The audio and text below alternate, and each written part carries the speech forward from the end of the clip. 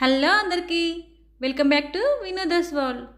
ఈరోజు మన ఛానల్లో మంచి స్పైసీ ఫుడ్ అయితే చేస్తున్నానండి. స్పైసీ ఇష్టపడే వాళ్ళకు చాలా చాలా అంటే ఫేవరెట్ అన్నమాట.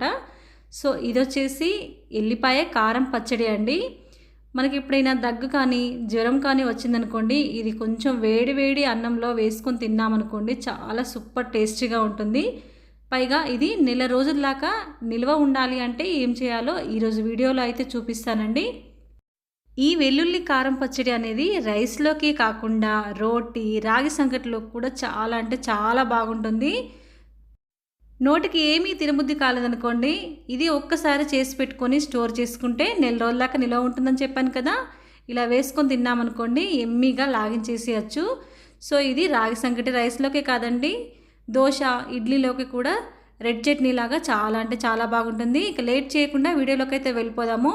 సో దానికన్నా ముందు మన ఛానల్ కనుక మీరు ఫస్ట్ టైం కనుక చూస్తున్నట్లయితే ప్లీజ్ లైక్ చేసుకుని షేర్ చేసి సబ్స్క్రైబ్ అయితే చేయడం అయితే మర్చిపోకండి.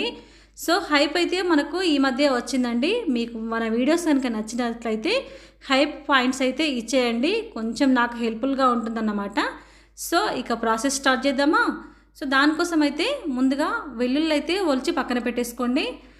ఆ తర్వాత బాండీ అయితే పెట్టేసుకొని దాంట్లో ఒక 1 స్పూన్ దాకా ఆయిల్ అయితే వేసేసి ఉల్లిగడ్డలు ఒక 3 అయితే వేస్తున్నానండి, చిన్న సైజు. మీ దగ్గర సాంబార్ ఉల్లిగడ్డలు ఉన్నాయనుకోండి, అవి ఒక 4-5 అయినా వేసేసుకోవచ్చు.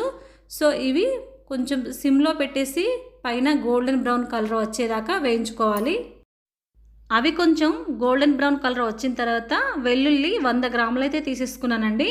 అవి కూడా దాంట్లోనే వేసేసి అవి కూడా కొంచెం కలర్ అయితే చేంజ్ అవ్వాలన్నమాట. సో కొంతమందికి పచ్చిగా వెల్లుల్లి వేసుకొని మిక్సీ పట్టేసుకుందామంటే అలాగైనా చేయండి, కానీ పచ్చిగా వేస్తే మనకు నెల రోజుల దాకా నిల్వ ఉండవన్నమాట. సో ఇలా ఆయిల్లో వేసి వేయించడం వల్ల నెల రోజుల దాకా నిల్వ ఉంటాయండి.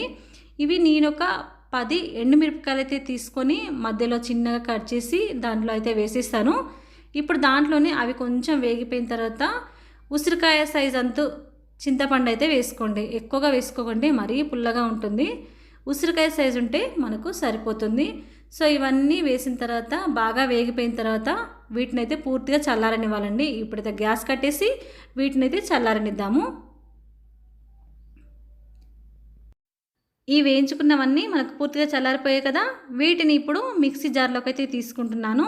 లేదు మేము రోట్లోనే దంచుకుంటామంటే ఇంకా రోట్లో నూరుకున్నా కూడా చాలా టేస్ట్ అయితే ఉంటుందండి.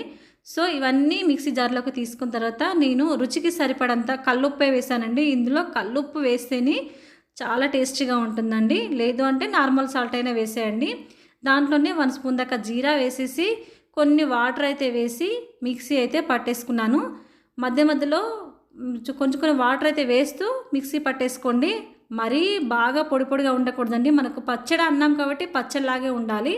ఈ మాదిరిగా ఉంటే సరిపోతుంది. ఇప్పుడు వచ్చేసి మళ్ళీ అదే బాండీలో పచ్చడ పోపుకి సరిపడా ఆయిల్ అయితే వేసేసుకోండి. నేను ఈ క్వాంటిటీకి అయితే 2 స్పూన్ల దాకా ఆయిల్ అయితే వేసేసానండి. సో ఇప్పుడు ఆయిల్ అయితే హీట్ అయిన తర్వాత దాంట్లోనే 1 స్పూన్ దాకా ఆవాలు అయితే వేసేయండి. అవి మంచిగా చిటపటలాడి మంచి స్మెల్ వస్తున్నప్పుడు మినప్పప్పు అయితే వేసేసుకోండి. మినపప్పు కూడా వేగిపోయి మంచి స్మెల్ అయితే వస్తున్నప్పుడు కరివేపాకు రెమ్మలు వేసేయండి. దాంట్లోనే ఒక 2 ఎండుమిరపకాయలు అయితే మధ్యలోకి చీల్చుకొని వేసేయండి. దాంట్లోనే ఇంకొక 7-8 గల వెల్లుల్లి రెబ్బలు అయితే వేసేసి ఇప్పుడు గ్యాస్ కట్టేసేయండి.